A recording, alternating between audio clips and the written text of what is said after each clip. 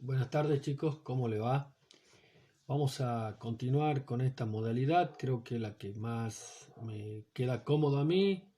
Vamos a mejorar la calidad, vamos a intentar, de imagen, de sonido, debido a que ustedes así se podrán ir comprendiendo los temas. Siempre, por supuesto, estos videos pueden ir acompañados, si es posible, de tener el módulo o el texto. Hay algunos chicos que quieren imprimirlo, queda al criterio de ustedes. Yo recomiendo que debido a los costos lo pueden mantener como archivo, pero eso queda, vuelvo a repetir, en la idea de cada uno. Para que vaya quedando claro y vamos cerrando los conceptos de la clase anterior, eh, ustedes como estarán observando, acá le voy a ir señalando yo, tenemos, podemos decir, el concepto de historia, que ya habíamos dicho a grandes rasgos qué es en sí la historia, ¿no? Creo que cada uno ya tiene un concepto bastante amplio, pero pueden ir ampliando y estudiando de lo que dice el texto, ¿no? Esa representación como ciencia del pasado y que a la misma vez busca trabajar todos los vestigios, todas las cuestiones que en cierta manera eh, conlleva, podemos decir, al objeto de estudio. Y aquí vamos a detenernos, no solamente vamos a observar que la historia es una ciencia, sino que también le hemos incorporado al concepto historia para que ustedes se fijen en el módulo que también tenemos algo muy importante que son las fuentes históricas que es un conjunto, podemos decir, de datos que a través del pasado uno necesita para que se conforme como ciencia el objeto de estudio, ¿no?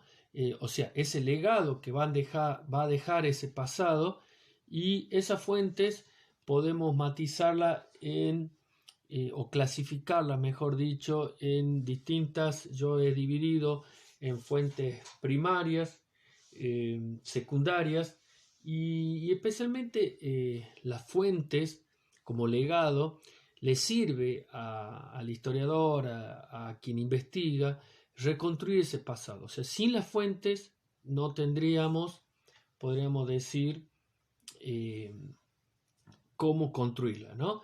Antes de pasar, que entonces quedó bien claro, vamos a estudiar el concepto de historia, qué es ciencia, fuentes históricas, el objeto, qué es lo que necesita la historia para ser una ciencia. Por supuesto que a este esquema le falta la metodología. También vamos a incorporar otras categorías como tiempo, espacio, lo vamos a ver en la otra clase. Y hoy vamos a ver también algo que quedó medio inconcluso y que nos va a servir mucho para la materia de historia antigua, que son las edades de la historia.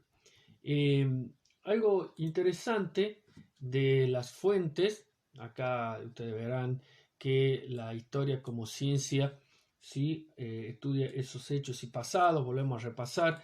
También tengamos en cuenta que la ciencia histórica necesita de otras disciplinas como la sociología, la antropología, los estudios jurídicos, también expertos que contribuyen a la lectura de documentos, ¿sí? Esos ya son especializaciones. La hipótesis podemos decir, que necesita un campo de investigación y el objetivo es buscar esa lógica de datos que contribuya a la construcción de ese conocimiento. En esa construcción tiene un método y tiene, en cierta manera, lo que viene a conllevar el concepto de historia. Como le habíamos dicho, tenemos fuentes históricas, son todos los objetos que se van reuniendo a través del tiempo para entender ese pasado, ¿no? Ahí podemos encontrar herramientas, vasijas, textos, obras de arte. Y la hemos clasificado en tres tipos, o mejor dicho, tres clases de fuentes, ¿no? De tipo, de naturaleza y de contenido, ¿sí? Esta idea de construir las fuentes, cuáles son aquellas fuentes, tenemos fuentes primarias, lo habíamos dicho hace rato, fuentes secundarias, indirectas o historiográficas. Vamos con las fuentes primarias, ¿sí? Como ustedes observan, son los restos fósil, es un fósil, esa es la materia prima, ¿sí? O sea, ese es algunas veces es el momento histórico cuando se descubre ese objeto, ¿no? Y después tenemos las fuentes secundarias, son las que interpretan, podemos decir, son lo que van a estudiar, por ejemplo, los libros, las leyes, las cartas, ¿sí? Que algunas veces no es la fuente primaria, sino viene a ser secundaria, ¿sí? A esa fuente puede ser estudiada por un arqueólogo, ¿sí? Puede ser alguien que escribió un libro sobre esa fuente primaria y en esa cuestión de la naturaleza que viene a ser la fuente secundaria se conforman todos aquellos materiales que contribuyen. Por eso ustedes van a ver, aparece fuentes primarias y fuentes de carácter secundaria, ¿sí? Son también podemos encontrar de carácter edificios, herramientas, utensilios, cuadros, testimonios y testimonio de la época, ¿no? Esto lo vamos a ver en los campos historiográficos, qué significa, que es la historia oral. Aquellos que relatan el pasado se lo anota y quedan como fuentes, ¿sí? Es el relato que, por supuesto, tiene toda una metodología de estudio. A ese contenido también tenemos otra de carácter de hechos históricos, jurídicas como las leyes, las obras de arte, algunas disposiciones de gobierno, característica y descripción social, económica, tratados, descripción. Todo eso es el legado, son las fuentes que contribuyen para que después se reconstruya ese pasado, ¿no? Hoy hay otros grandes avances como lecturas satelitales, yo no lo puse acá, pero es interesante, avance en programación tecnológica para reconstrucción del pasado,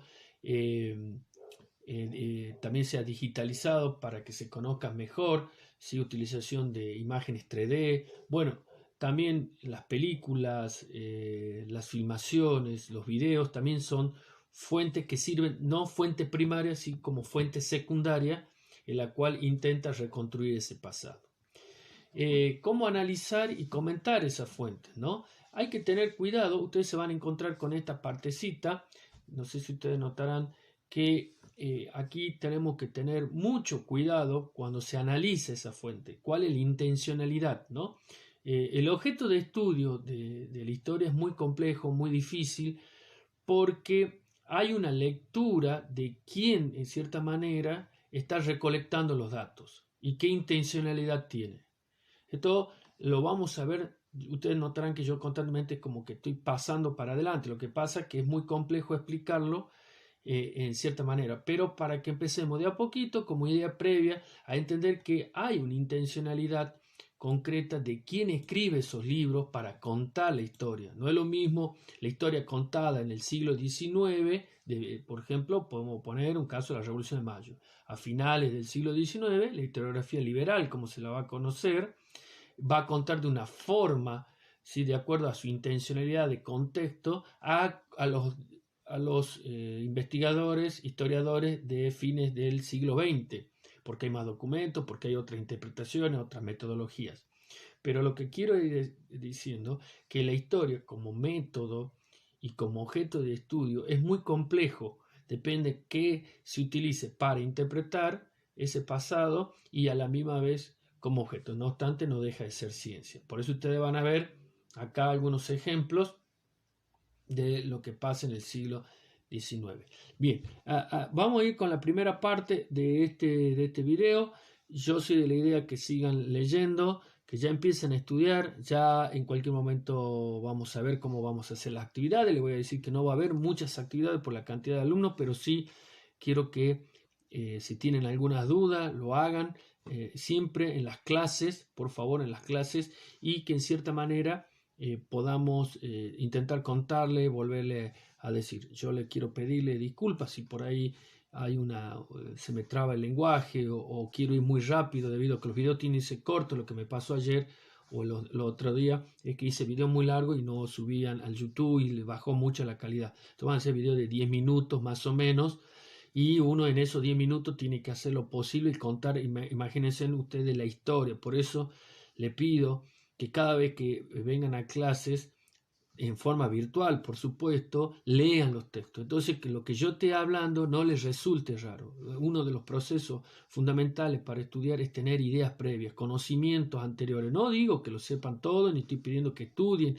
en las clases en la medida que después se soliciten los parciales, pero sí hagan lectura, porque si no, esto se va a hacer muy complejo, muy difícil. En cambio, si yo hago una lectura previa, antes de la clase, el día anterior, cuando ustedes quieran, traten de seguirme porque esto recién empieza y esto va a ir en aumento la información y después ya no va a haber retroceso para volver a explicar en la medida que nos vayamos retrasando. Bien, por el momento vamos con estos minutitos y continuamos en el